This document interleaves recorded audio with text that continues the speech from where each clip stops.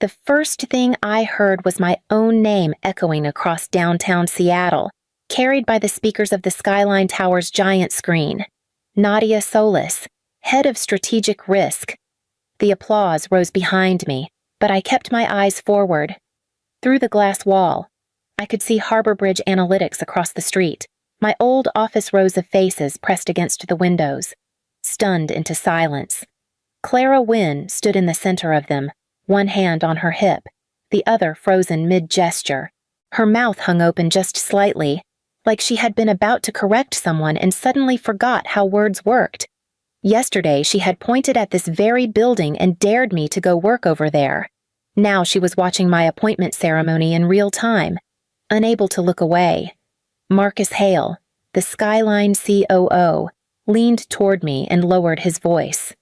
"You ready?" "Nadia." "As ready as I need to be," I said. My voice sounded steadier than my heartbeat.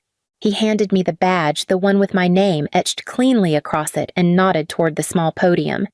I stepped forward, feeling flashes from the cameras but refusing to break eye contact with the windows across the street. I didn't need revenge. I just wanted Clara to understand that I had finally walked out of the shadow she built around me. "You earned this," Marcus said when the applause settled, "and you earned it long before tonight." Maybe I had.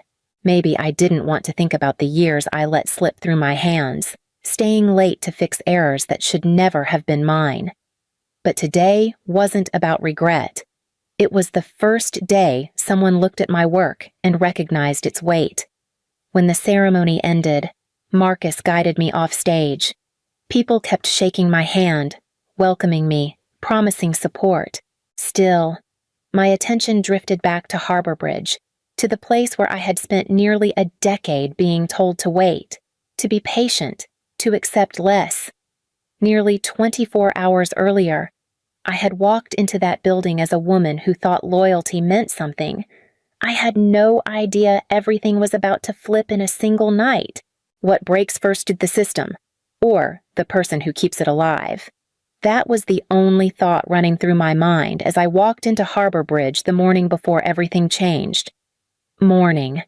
"Nadia," Mason called from his desk without looking up. He was already asking a junior analyst to rerun a report I had fixed for him 3 times. Typical. Everyone depended on me, but nobody ever said the word depend. They acted like my work simply appeared on its own. I set my bag down and opened my laptop. Overnight emails flooded my screen requests, questions, small fires. Vanessa had written at 2 a.m. asking if I could take a quick look at her variance model before the directors' meeting. Tristan wanted guidance on a tax reconciliation, the same one he had been taught 4 times. Clara walked past, heels sharp against the floor. "Nadia, make sure the audit summary is ready this week. The directors are expecting clarity." "I sent them a full draft already," I said. "Then send a cleaner one," she replied. Moving on. No acknowledgement. No thanks. Just an expectation. Like always. I opened the system to review the reconciliation logs when a new email pinged into my inbox. The subject line read, "Internal compensation alignment do not share." I assumed it was one of those HR files that accidentally get sent before being recalled. I almost deleted it. Then the preview text showed a familiar pattern of numbers. I clicked. A spreadsheet unfolded across my screen. My name, 3rd tab. My salary clear as day. Right above it were the salaries of the people I trained, the people still asking me basic questions every week. Mason earning almost double. Vanessa close behind. Tristan listed with a number so high I blinked twice. My chest tightened. Clara's voice echoed from earlier, calm and dismissive. "Send a cleaner one." Loyalty. I realized then, had never been part of their equation. Have you ever found out your value only because someone tried to hide it from you? That was the sting running through me as I stared at the numbers on the screen. Mason earning nearly double what I made. Vanessa just behind him. Tristan 8 months in listed with a figure that felt like a punch to the throat. My hands shook as I scrolled. each line confirming the same truth the people I trained were earning what HarborBridge never thought I deserved.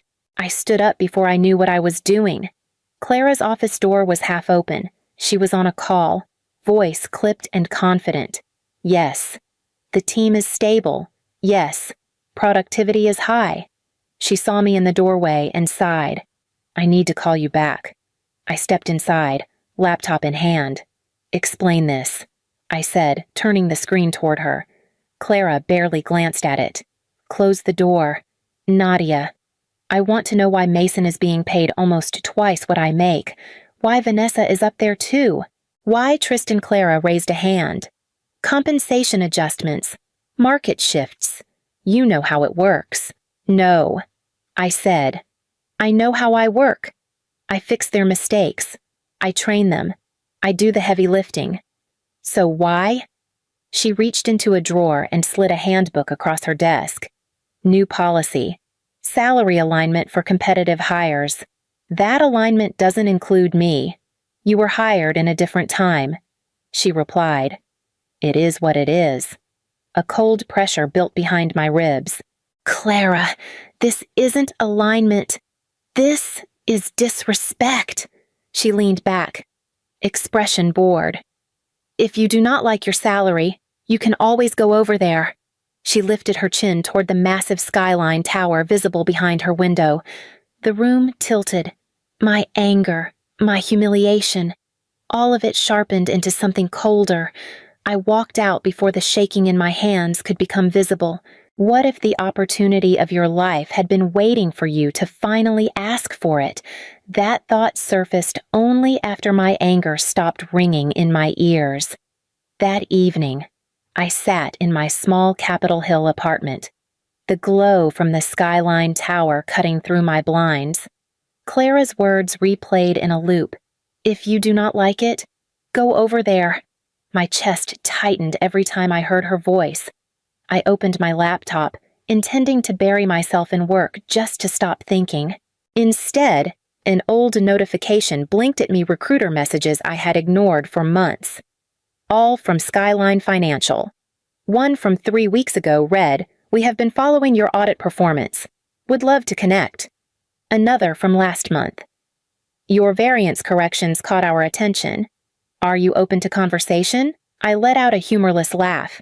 Funny how everyone sees my work except the place I give it to, I muttered. Before I could talk myself out of it, I clicked reply. I am available tonight. If the position is still open, I am willing to discuss it. My finger hovered for half a second, then hit send. I barely had time to exhale before my phone buzzed. A number I did not recognize. The text read, Nadia Solis. Thank you for reaching out. I am Marcus Hale, Chief Operating Officer at Skyline Financial. We have followed your work for several months. If you are free, I would like to meet tonight. Confidential location to follow. My pulse stumbled. Several months, I had no idea anyone outside HarborBridge even noticed me. A second message arrived with a pinned address and a simple line. Come as you are. We already know your capabilities. I stood there, phone in hand, feeling fear and adrenaline twist together. I grabbed my coat before I could lose nerve, whether it was reckless or necessary. I could no longer stay still. How do you prove yourself to people who already believe in your potential? That question settled over me the moment Marcus Hale extended his hand. He led me into a private executive lounge, quiet, warm, nothing like the sharp fluorescent buzz of HarborBridge. A man in his late 50s. He spoke with the calm certainty of someone who had already analyzed the situation 3 steps ahead. Nadia Solis, he said. We have been waiting to meet you. Waiting. My voice cracked slightly. We have watched your audit interventions for months. Your variance corrections alone saved HarborBridge from at least 2 major compliance setbacks. He gestured toward a sleek table where a tablet waited. Tonight. I want to see how you operate under pressure. I swallowed. A test. A simulation, he corrected. Real-time crisis. Data spikes. Liquidity swings. The kind of chaos that exposes weaknesses in seconds. A younger analyst stood nearby, Arms folded, eyes skeptical. "Most people freeze in the first 5 minutes," he said. Marcus nodded for me to begin. The moment I tapped the screen, numbers exploded across the interface, overdue debts spiking, risk indicators flashing red, cash flow collapsing. My breath hitched. For a moment, I faltered. The younger analyst murmured, "She is losing the thread." "Give her a minute," Marcus said quietly, and then instinct took over. Freeze non-essential channels, redirect reserves, reset indicator thresholds. The moves flowed out of me faster than I could think about them. In less than 20 minutes, the system stabilized. The analyst leaned in, stunned. "How did she?" Marcus smiled. "Because she has been doing the work of a director for years." He turned to me. "We planned to announce the role tomorrow morning. If you accept tonight, that announcement becomes yours." For the first time in years, I felt something unshakable form inside me, a door swinging open. No permission needed. "Would you trust a new beginning if it arrived faster than your doubt?" Marcus asked that without speaking a word. It was in the way he set the contract in front of me, calm and deliberate. "This role has been in motion for months," he said. "Director of Strategic Risk, full authority. Build the division from the ground up. Your base salary will be twice what HarborBridge currently pays you, plus structured bonuses and equity." My breath caught. "Twice," Marcus nodded. "It reflects your actual market value." The younger analyst who had watched my simulation crossed his arms. "No one stabilizes the model that quickly. You did." That alone justified the offer. I stared at the contract. Why me? Why now? Marcus leaned forward. "Because we analyzed your work long before tonight, and because your former company never understood what they had." He tapped the final page. "If you sign now, your appointment joins our weekly broadcast tomorrow morning." I blinked. "Broadcast, we live stream all executive appointments. Full transparency. It shows the city who leads this company." A strange mix of fear and determination surged through me. "And if I walk into HarborBridge tomorrow," Marcus finished for me, "they will see you on that screen." The pen felt heavier than it should have. With one motion, I signed my name. Marcus smiled. "Welcome to Skyline." Nadia. As I left the building, the cold Seattle air hit my face. From the sidewalk, I looked up at the vast windows of HarborBridge across the street, still lit, still full of people working late. Clara once told me to go work over there. Tomorrow morning, she would see exactly what that meant. What does power feel like the moment you finally claim it? I asked myself as I walked into HarborBridge before sunrise. The halls still quiet enough for my footsteps to echo. Clara's office door was unlocked. She was flipping through a stack of reports, hair pulled back, expression already tight from whatever battle she was preparing to fight that day. She did not notice me until I set the envelope in the center of her desk. She glanced at it, then at me. "What is this supposed to be?" "My resignation," I said. Clara let out a dry laugh. "Nadia, come on. You are upset about the compensation sheet. You are emotional. Give it a day. It is final." She straightened. "You think you can just walk out? We have ongoing audits. You are leading 2 major reconciliations. Do not create unnecessary drama. I am leaving in 2 weeks." I replied, "And my workload is already documented." Clara crossed her arms. "And where exactly do you think you are going, Skyline?" The word landed like a dropped glass. Her jaw shifted. Skyline. She tried to smile. It came out strained. "Nadia, they are not going to take you seriously. They recruit aggressively, but they burn people out. You would not survive. I signed last night." Her face drained of color. "Absolutely not. That violates your confidentiality clauses." She snatched a folder from her drawer. "You have no right to take any of your models with you. Everything created during your employment belongs to HarborBridge." "I know," I said calmly, placing a second folder beside her hand.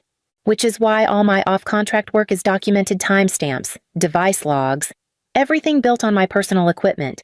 I reviewed my contract. None of it belongs to you. Clara skimmed the first page. Her eyes flickered, the realization slow and painful. You planned this. You forced this, I said softly.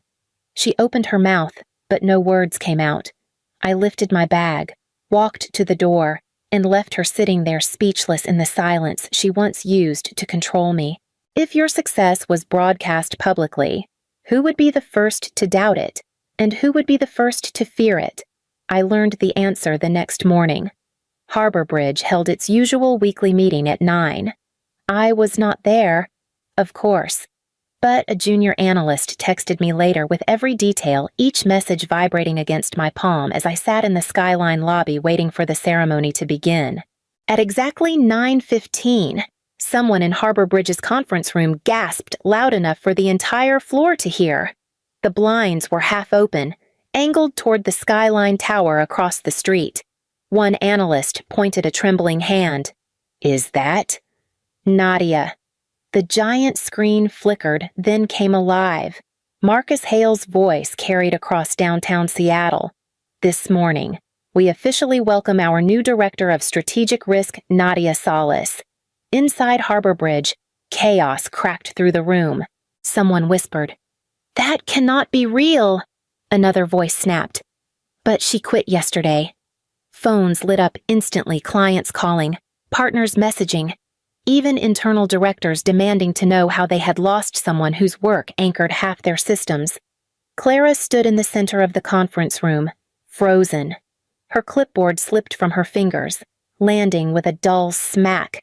She stared at the screen as my image appeared me stepping forward, shaking Marcus's hand, receiving the badge that would have taken a decade at HarborBridge. A senior director turned to her. "Did you know she was interviewing Clara?" tried to answer, but the words tangled. She would never. Skyline does not. But the screen spoke over her. My name appeared across the tower in bold silver letters, Nadia Solis, and the applause from Skyline's broadcast spilled through the open windows. Clara's eyes widened with something she had never shown me in all the years we worked together: fear.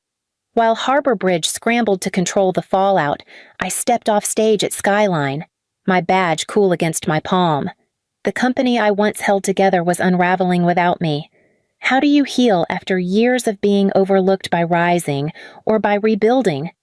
That question stayed with me in every hour that followed the broadcast. 2 days after I joined Skyline, the first message arrived from a former coworker. "Nadia, the system crashed. The one you maintained. No one knows how to restart it." A second message came an hour later. "Client calls are blowing up. 3 accounts already asked if you are with Skyline now." By evening, Marcus stepped into my new office holding a stack of reports. "HarborBridge just lost a major contract," he said. "Their clients are migrating here, faster than we projected." I nodded, though a knot tightened in my chest. I knew things were fragile. I just never realized how much. "They built everything around you," Marcus replied. "But they never admitted it." While HarborBridge tried to hold itself together, Skyline moved forward with precision. I attended leadership briefings, met department heads, and reviewed the plan for the new risk division they wanted me to build. During onboarding, HR handed me a digital stack of resumes, new applicants hoping to join my team. I skimmed the names and froze. Vanessa, Mark from accounting, 2 analysts from internal controls, people who had been drowning at HarborBridge long before I walked out. HR peeked into my office. "We have been getting a spike in interest from your old company. Do you want us to filter them out?"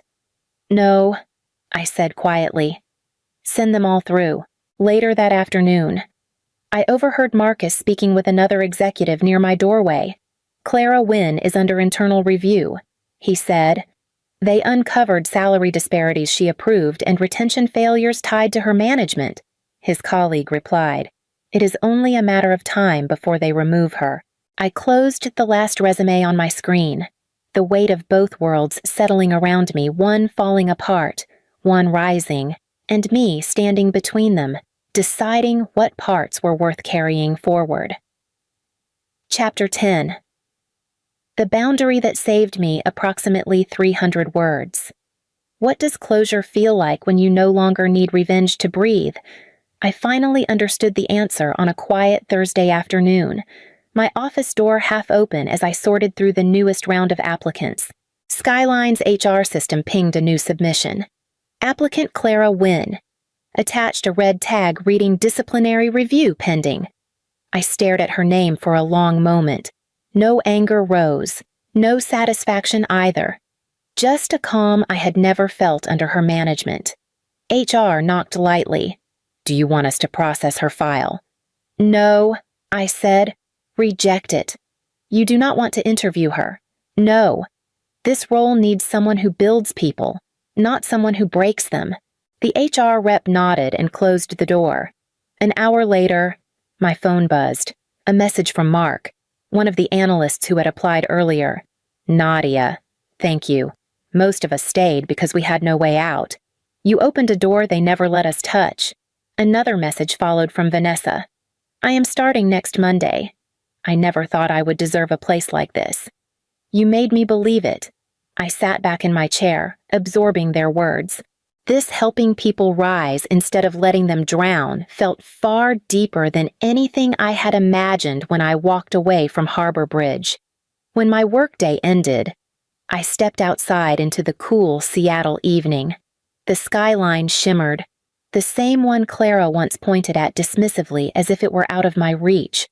I walked toward it now, steady and unhurried. I was not escaping anything. I was finally moving toward myself, the version I had ignored, underestimated, and silenced for far too long, and for the first time in years, the path ahead felt like mine.